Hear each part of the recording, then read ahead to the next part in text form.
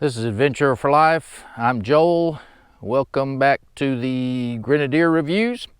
Today I'm going to do a review of the exterior of the vehicle. There's quite a few things I want to point out, and so let's get to it. Okay, so I've made a list of the aspects of the exterior that to me were important. First of all, again, I love the car. I've only got 250 miles on it, but love the look of it, love the ride, power's good. Again, we'll talk about all those things later, but really like the car. You'll hear me make some comments that are less than spectacular, but those should all be taken within the context of me really enjoying the car. So first of all, paint.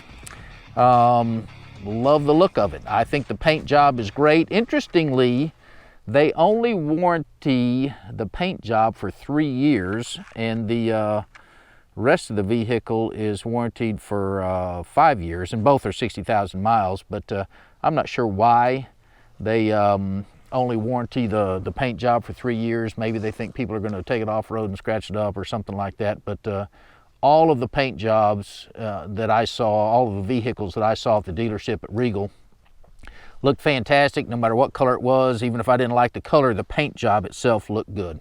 The trim, you can see the trim, all of these little pieces and whatnot, they look good. All of the metal, all of the plastics on the outside look very good. They are solid. They're connected well. You don't see any, I'm pulling on that thing right now and you don't see it moving at all. So everything, as far as I'm concerned, from a trim standpoint, is very nice. Let's say that, it all seems like solid stuff. And so I'm very happy with, you heard some criticism of the fit and finish, both interior and exterior, when the test drives were being done. Well, those were pre-production cars, and whatever, changes they've made, I think they've done an excellent job on the trim. Wheels and tires, talked about that a little bit already, but very happy with the look of the wheels. If I had to do over again, might have got the 17-inch wheels instead of the 18, because those look a little bit oversized. But again, I'm planning on putting 35s on this thing after I wear these tires out. So that'll obviously be a bigger tire. I'm going to lift it, and so I think the wheel will be more proportional at that point. I saw the Bridgestone tires, and they looked really good also. The raised air intake, again, you saw me shaking on it a second ago. It looks good. It's solid.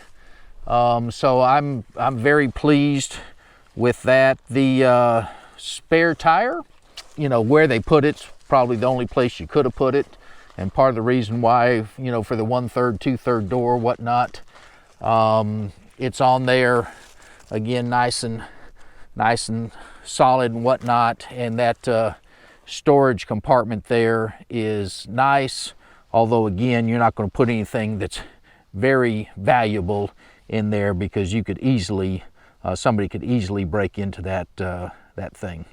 The ladder, I mentioned this in the last video, but this ladder is rock solid. It's no problem for me to climb up on it and get up on the roof very easily.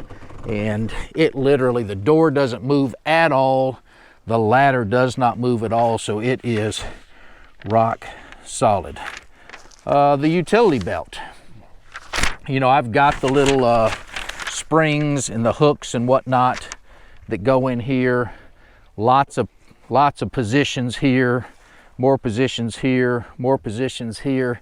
My question again is, when am I going to use that? It is hard for me to imagine that I'm going to be driving down the road with something attached to that, for fear it would be flopping around and scratching my paint job. But it may be that there are some connectors that, you can put one here, and maybe like the shovel or, some kind of something attached, or maybe you're just going to use it in camp. I don't know.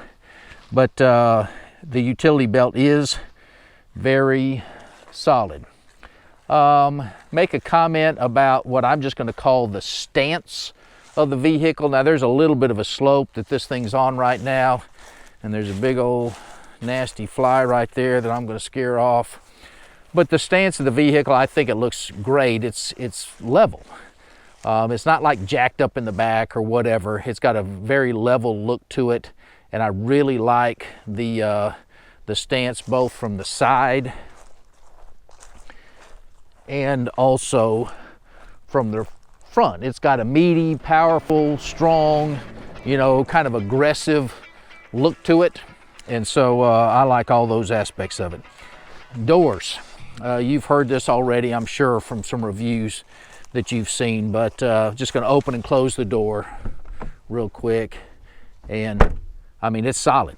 It's a very solid opening and closing. Now, my youngest daughter has got a G-Wagon, and it's even more. When you close that, you not only get that solid feel, but you also get a little bit of metal that you can hear when the door closes. So it's not quite up to the G-Wagon level, but you know, when I close that door, it's very, very, very solid, and I like that aspect of it.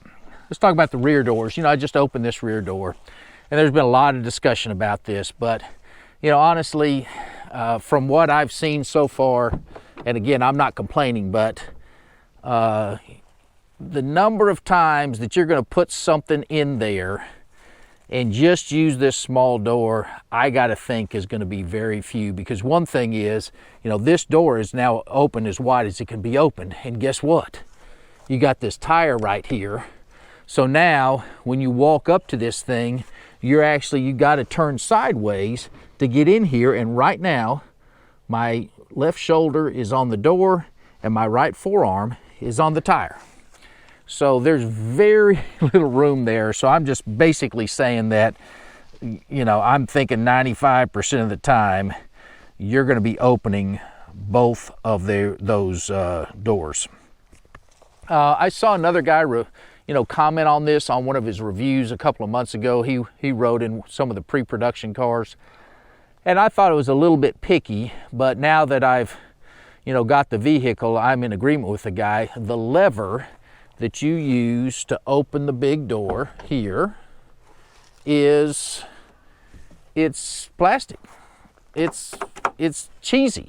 I got to think, and you invariably, when you open the door, you end up holding on to this thing, and you can see when I pull on that, it kind of pulls out a little bit. So my guess is there are going to be a bunch of those that get broken, and I won't be surprised if there's not some kind of upgrade on that or aftermarket handle. As silly as that may sound, it's just that's not a very good thing.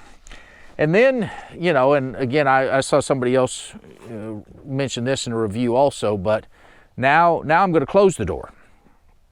Well, what am I going to close it with? I'm not going to grab this and pull on it because it's plastic and that's just not going to work. This is a big, heavy door. Am I going to pull on this little piece of rubber? No. Am I going to grab that? No. Am I going to grab this thing? I might now, but it's going to get all greasy and whatnot. I'm not going to grab this. So you're going to end up grabbing out here, which is this rubber strip, which invariably will sometimes be dirty. You could grab here, or, honestly, you're probably going to grab the tire and, get your hand dirty or whatever. So the thing, there probably ought to be a handle here, probably down here or something. I also figured out that if you put your hand here and you go to close the door, when it gets to about there, guess what? It's now impinging on my hand. And, if my hand happened to get caught in there or whatever, it could, it could hurt. I mean, you're going to invariably put your hand right there on the tire and close the door. Again, it's a minor thing to me, but it is something that probably ought to have a handle in here somewhere that you can grab and close the door with. Windshield wiper works good. It's small. I mean, the front glass is not all that big, and you see that, we're used to these big old massive windshield wipers these days. It's not the biggest windshield wiper of all time, but the windshield wipers worked good. Now, in the back, again, this is kind of funny. Oop, didn't get that closed. Guess what? There's a windshield wiper right there behind the tire. And we'll talk more about this later, but you know, again, not complaining, love the car, but the windshield wiper, the rear windshield wiper barely can get any of the window. And of course, it's not on this side, it's only on the big side. The visibility out the back windows is next to zero. I mean, that's just the reality of it. You've got headrests, so I'm gonna open this door again. You've got headrests on the back. Obviously you could put those down some, but you got the headrest there. So that's blocking your visibility. You've got this big bar, you've got this tire, you got the ladder. The visibility is next to zero out the back windshield. And then, you know, they put this windshield wiper on there. Again, it's basically a joke. It's absolutely worthless. And again, I'm not complaining, but it's kind of comical. The headlights and the taillights are great. The headlights specifically, you got very good visibility at night. I drove it at night already. Used the bright some. They were fantastic. The fog lights, I was told by the dealer, I have not turned them on yet, but the fog lights supposedly are so bright that the Department of Transportation, U.S. Department of Transportation, would not allow them to be used unless the vehicle is in off-road mode. So I've not done that yet, but unless the vehicle is in off-road mode and you're traveling at lower than 45 miles an hour, the fog lights will not come on. So again, I have not tested that, but that's what the dealer told me, and he told me that it was a Department of Transportation kind of issue and why that is like it is. Finally, and I think I mentioned this already, the rock sliders, they're a joke. I bought them, you know, I'm gonna take this thing off-road and all that kind of stuff, and so I had the choice of the steps, and of course you put the steps on there, and if you get anything that's very rocky, they're gonna get ripped off. So I thought, well, I'll get the rock sliders. I should have got nothing, and just waited for the aftermarket to come out with something. I think these were $532 a piece, so for each side, and I think they charged me either $150 or $250 to put them on. So, you know, that was whatever, $1,200, $1,300 that I threw in the trash because they're worthless, and you cannot, this isn't, probably on purpose, this is slick. You put your foot on there, you try to use that to climb up into the vehicle. First of all, there's no room to, you can't get your toe in there, and then that is very slick, so you can't use it to climb up in the vehicle. They stick out farther than they ought to be a rock slider. And, you know, honestly, this vehicle's tall enough that, you know, I'm 5'8", so I'm not the tallest guy in the world, but, you know, for me to get in there, I'm basically doing a little, you know, I stick my leg in my right foot into the footwell, and I do a little bunny hop and jump up on the seat because you need a step to get in there. So anyway, that's it. Again, love the vehicle, love everything about it. Well, obviously I don't love everything about it because there's some features of it that you know, need to be improved.